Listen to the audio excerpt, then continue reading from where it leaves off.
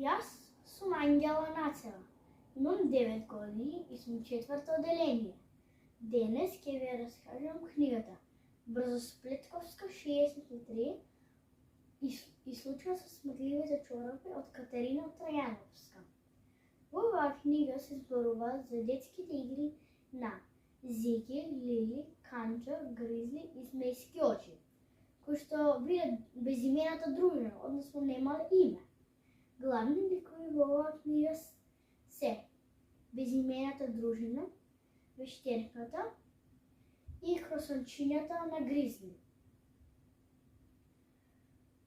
Гризли, Змејски очи и неговата дружина биле една дружина која немала име.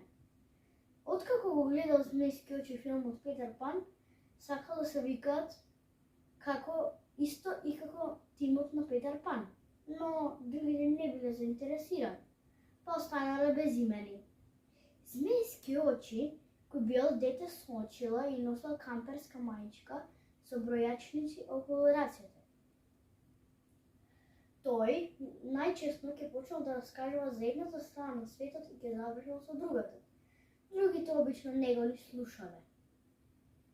Лили пак била многу брза, ветра и палава. Имала добри идеи и била многу паметна. Зиги пак многу сакал да се облекува. Постојано се преоблекувал. Канџа бил како мајмун. Секал да се качувал и бил еластичен. А Гризли пак бил малку полничек. Тој многу сакал кросанчиња и постојано ги јадел.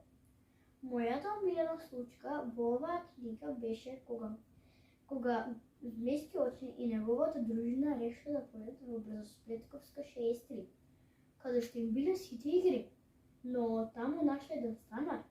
Тоа било вештерката. Вештерката ја фатила Лили, ја ставила во кафес и му давала само моркови да јаде. Другите се исплашиле, но заедно решиле да ги се одмазат на вештерката, така што ќе плеснат пита од брокула во лице, бидејќи во една книга прочитале дека вештерките мразат брокула. Како ќе се реализира оваа идеја? Дали ќе успеат да ја шлапнат питата во лице? Дали Лили ќе се спаси и дали ќе ги јаде морковите? Доколку сакате да го знаете, прочитајте ја. Брзосплетковска 63 и случајот со смртливите чорапи од Катерина Трајановска. Ви благодарам на вниманието. Чао!